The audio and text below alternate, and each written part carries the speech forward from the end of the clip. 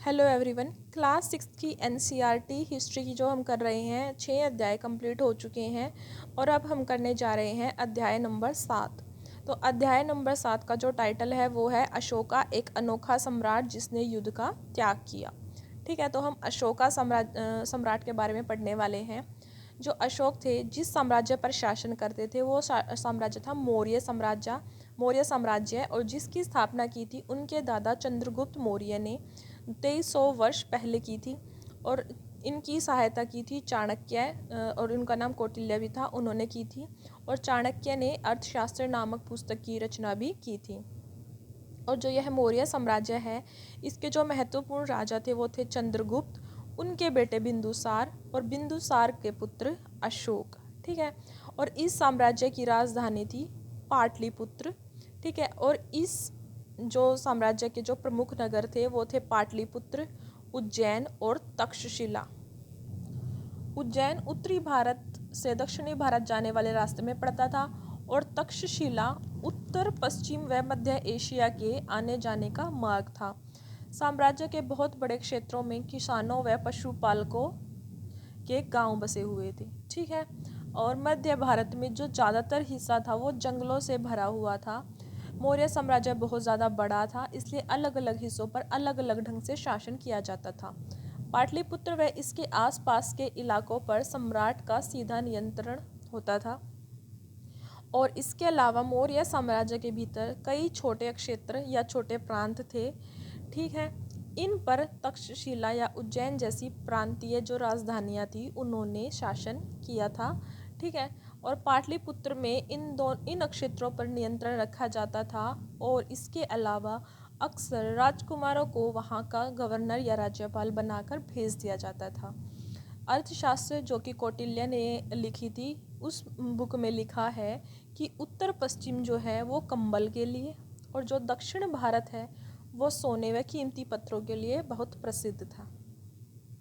इसके अलावा यहाँ हम पढ़ते हैं इसी चैप्टर में नजराना वर्ड के बारे में। जो नजराना है इसके बारे में पढ़ते हैं। जहाँ कर नियमित ढंग से इकट्ठे किए जाते थे वहीं नजराना अनियमित रूप से जब भी संभव इकट्ठा किया जाता था। मतलब कर नियमित ढंग से इकट्ठा किया जाता था और जो नजराना था वो अनियमित रूप से।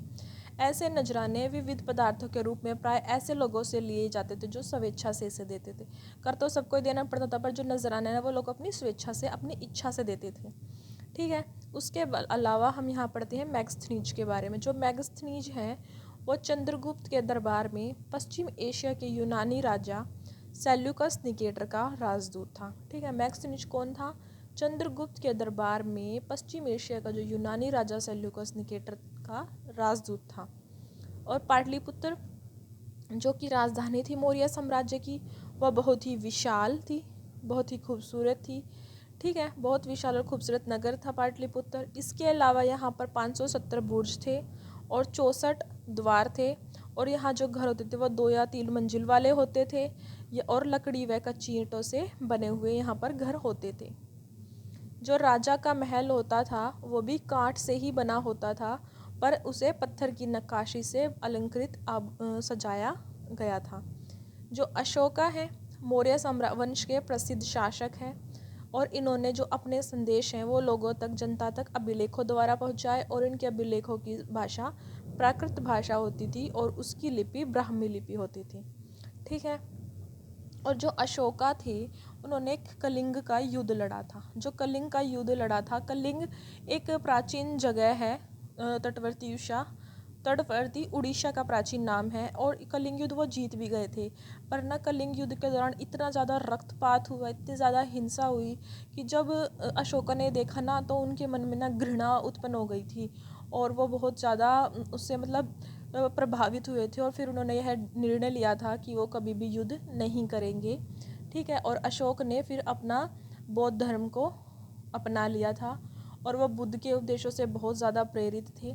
इसलिए उन्होंने धम्म महामात नाम से अधिकारियों की नियुक्ति की और जगह जगह जाकर धम्म की शिक्षा देते थे ये अधिकारी। और अशोक ने जो अपने संदेश हैं बहुत सारे स्थानों पर शिलाओं और स्तंभों पर खुदवाए और अपने अधिकारियों को यह आदेश भी दिया कि जो व्यक्ति पढ़ नहीं सकता उसे पढ़कर सुनाया जाए। और इसके अलावा उन्होंने अपने दूत भी भेजे धर्म के प्रचार प्रसार के लिए।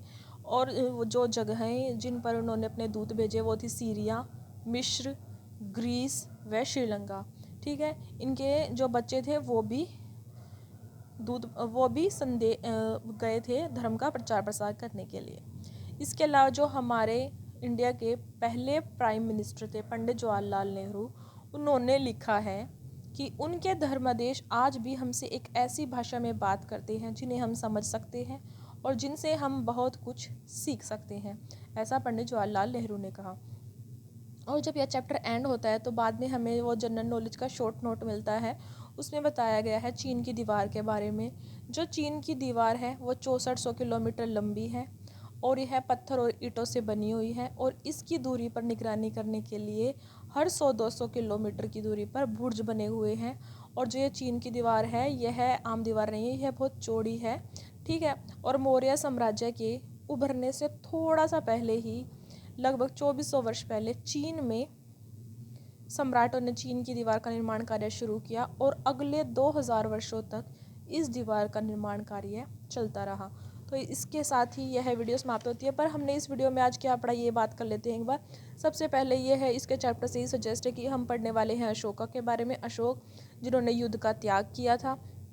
अशोक के आगे दाब लगता है दी अशोका, क्योंकि ये महान शासकों में से एक हैं। ठीक है, और अशोका थे मौर्य साम्राज्य के शासक। और ये जो मौर्य साम्राज्य है इसकी स्थापना की थी चंद्रगुप्त मौर्य ने कौटिल्य की सहायता से। इसके अलावा ये बिंदुसार के पुत्र थे और इनकी राजधानी थी पाटलिपुत्र। और यहाँ पर कर के अलावा एक वर्ड यूज़ किया गया नजराना। कर तो होता था जो सबसे इकट्ठा किया जाता था नियमित रूप से, और अनियमित रूप से लोग अपनी इच्छा से देते थे, वो होता था नजराना। और पाटलिपुत्र की तारीफ़ की गई है कि मतलब विशाल और खूबसूरत नगर है, ये सब है, अलंकृत किया गया है महल को। और अशोक के बारे में बताया गया कि अशोक ने ना कलिंग युद्ध लड़ा था और उसके बाद वो बहुत ज़्यादा मतलब उससे प्रभावित हुए, दुखी हुए, और उन्होंने फिर युद्धों का त्याग कर दिया था और धर्म के प्रचार प्रसार में लग गए थे। और इसी के चलते उन्होंने बहुत सारे अभिलेख बनवाए, स्तंभों पर खुदवाया और लोगों तक अपने संदेश पहुंचाए। इसके अलावा उन्होंने अपने दूत भी विदेशों में भेजे ताकि धर्म का प्रचार प्रसार हो सके। और पंडित जवाहरलाल नेहरू ने भी उनकी तारीफ़ में ये शब्द लिखे थे। Thank you so much. अगर आपको ये वीडियो अच्छी लगी हो तो लाइक कमेंट ज़रूर करना और चैनल को सब्सक्राइब करना। Thank you.